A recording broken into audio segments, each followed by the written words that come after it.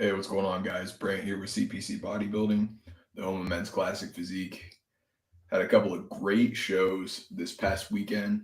We had the New York Pro and the Sao Paulo Pro, both are 2024 Olympia qualifiers. So I had some really great young talent in classic win some shows there. So we're going to get into those show results as well as the three upcoming shows we've got for Memorial Day weekend. So that's coming up this upcoming weekend, three great shows all around the world. So before we get to that though, want to give a huge shout out to my supplement partner, Evogen Nutrition. They're going to start their Memorial Day sale tomorrow, I believe, May 20th. If you guys are looking to get some really good supplements, apparel, this is stuff that I use myself as a bodybuilder. Tony Rambod's company coaches the past two Mr. Olympias. So um, I would highly recommend these supplements, and they're on sale right now. So you definitely want to take the opportunity. Also, use my code CPC that helps support me what I'm doing here with CPC Bodybuilding. So make sure you guys go check that out. It's in my description. But yeah, let's jump into the New York Pro and Sao Paulo Pro wrap ups. So pretty exciting shows. Again, we had the New York Pro, and it was a rematch of last week at Pittsburgh. So we had, you guys can see right here, we got Matt Greggo on the left and Eric Wildberger on the right.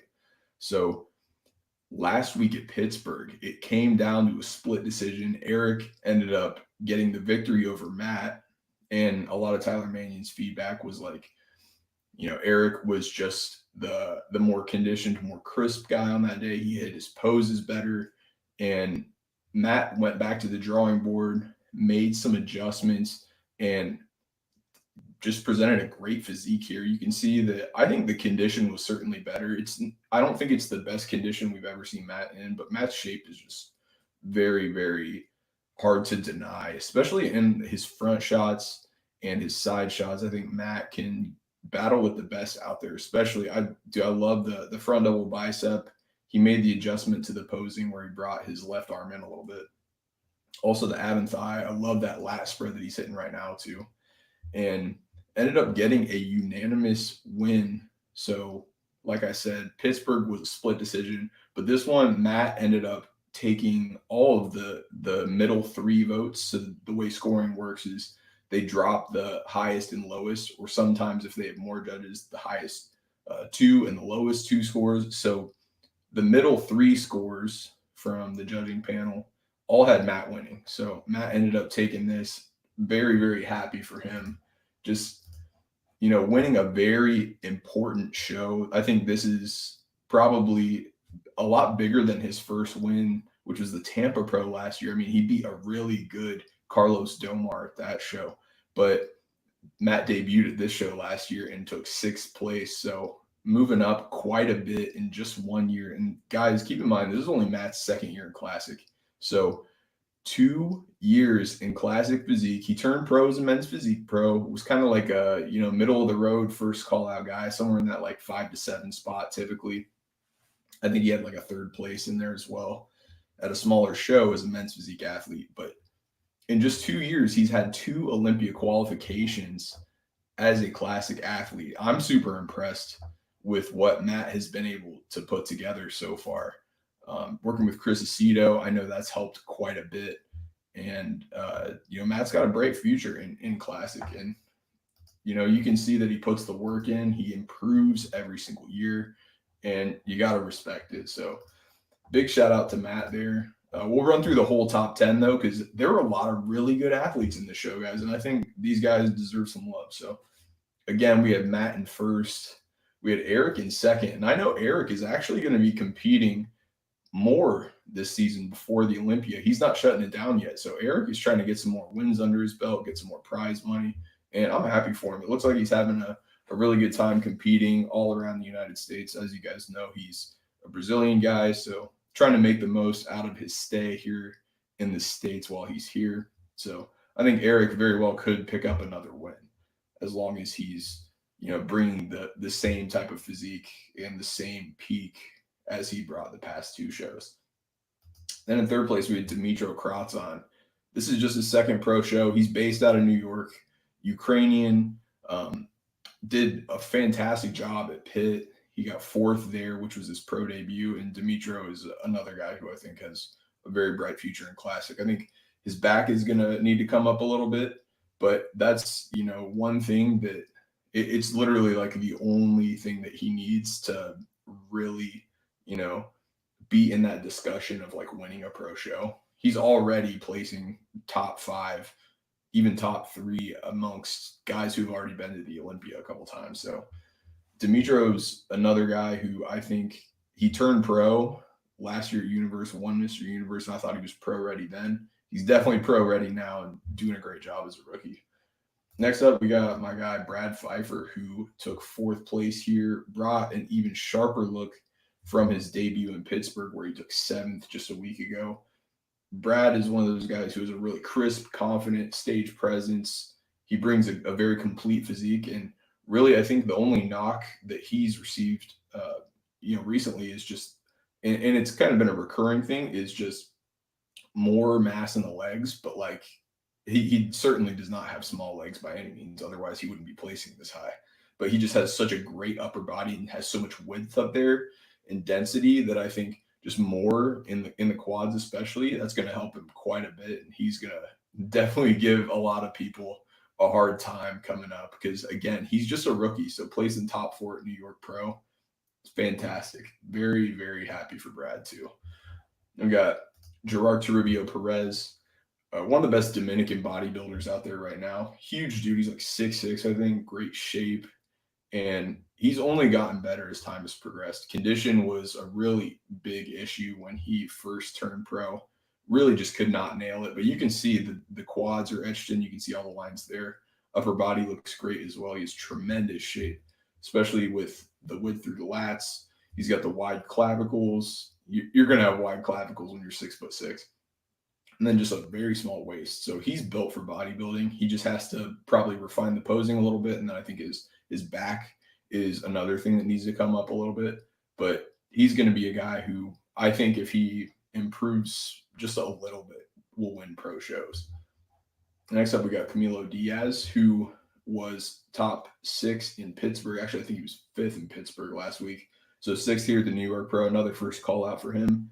He may keep going. He did this last year where he hit a bunch of shows. So, Camilo is one of those guys who is not scared to compete. He will go and he will purposefully enter into these really tough shows, and he'll place very well. So he's been to the Olympia before. He very well could get another Olympia qualification this year. We got Shai-Cheng Jin out of China. This was a bit of a disappointment for me. I thought he was going to place a lot better, but after seeing him kind of compare with some of these American guys and guys from South America, I do think that he needs more size. He needs a lot more size. He's got great shape and structure. His condition was very, very impressive. He was probably one of the sharpest guys in the entire show. But the problem is, size-wise, since he's already a shorter guy, he needs to have more mass to really draw your eye as a judge. And I just don't think he's quite muscular enough to compete with the best of the best. Competing against guys who are of similar size, he's always going to do very well. But the problem is when you start to get into some of these really deep lineups like New York, like Pittsburgh, like a lot of these bigger American shows, you're going to run into some guys who are absolute monsters, some absolute freaks, and he's not quite there yet. Definitely needs more arms. The back could come up a little bit as well. Probably delts as well too, but he's got a great chest, great midsection, quads are there as well. He's got a lot of strengths, and he's clearly, worthy of going to 2 Olympias. He's already qualified for the O this year, so we'll see him there. Hopefully he's got enough time to, make some improvements, add a little bit in terms of size, and, maybe come in even better. So that's Shai-Cheng Jin in 7th. We had Lucas Giannini in 8th. I thought he probably could have placed higher as well, but I don't think this was quite in terms of like the condition, I think that was probably the one thing that he gets knocked for. But the shots I saw of him, he looked pretty sharp in photos. Now in person, there were some people there who told me that he could have been sharper like when they saw him in person. So maybe that's what it was.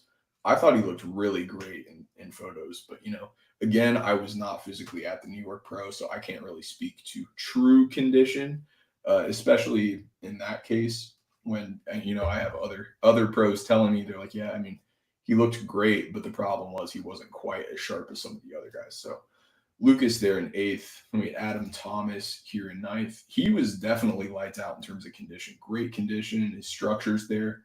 Some people were telling me they thought he should have placed higher. And I could certainly see that because his condition's there, great structure. And size-wise, I think he holds his own too. I think probably my one critique of him would be he needs bigger arms, but other than that, I think Adam looks fantastic, and he's going to definitely do better this year because he's not done competing. And then in 10th place, we had Cleef Metellus. So Cleef was 6th in his pro debut at Pittsburgh. So again, 2 top 10s in your first 2 pro shows is certainly something to be proud of. Cleef's a New York guy as well, so very happy for him. Great showing, and he's only going to get better. He just has to probably nail the condition a little bit better because this is like, I mean, to me, I think this is probably like 85, 90% for him. If he shows up at his all-time best, like this guy's first call out, no problem. So that's the top 10 at the New York Pro. Again, we got Matt Greggo going to the O for the 2nd year in a row. Now, another show brought another Olympian his qualification. This is Livinho. So we got Livingstone, Livinho, definitely one of the fastest rising classic physique pros right now, based out of Brazil. Took 3rd at the muscle contest. Actually, I don't know if it was a muscle contest show. Anyways, the Arnold Classic South America. This is a muscle contest show. He won the São Paulo Pro pretty dominantly. Nobody was really close. If you look at some of these stage shots, I think Livinho was pretty easily the winner, but I mean, if you look at this guy's structure, he is so hard to compare against. Like, this guy has absolutely everything that you need to succeed in classic physique. Really, the only stuff he's got to work on is his posing. Like, you can see with the front double bicep, he's got his fists turned outward like this when they need to be in like this. So definitely needs to make some adjustments there with the posing and probably bring in the condition a little bit more. Like, the condition from the front's pretty good. Maybe a touch better. And then if you look at this back double bicep, if you're in the Olympia first call out, you're probably gonna have striated glutes. So I think he's got to probably they're definitely boxed in and they're close to striated. I wouldn't call it striated though. So I mean, he's right there. Needs maybe a little bit of water like pulled out from the back. Looks a bit watery there, but like dude has fantastic structure. He's big enough, that's for sure. He's a huge dude, very wide.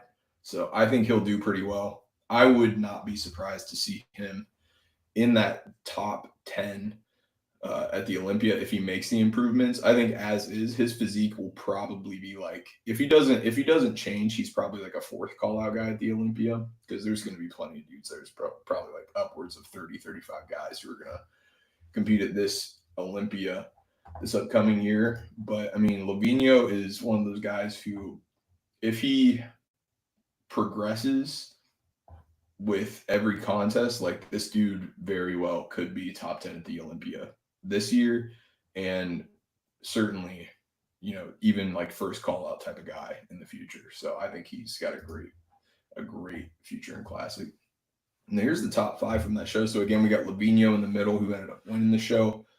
We've got Gabriel Pereira, who was to his left. And then we had Paulo Henrique. I know a little people were kind of like disappointed in his look. He didn't look quite conditioned. A lot of people saying his body's tired. He might need some time off.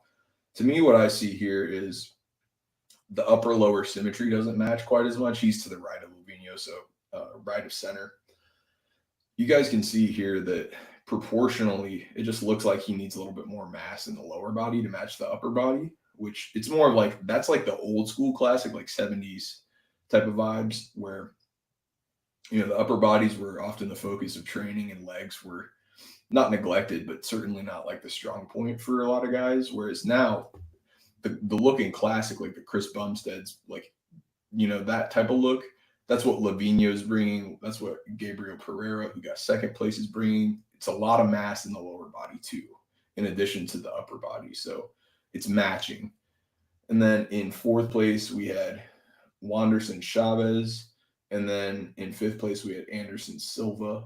So that's your top five at the Sao Paulo Pro, a muscle contest show. And let's see what else we got here. Yeah, we got 3 upcoming Classic Physique shows.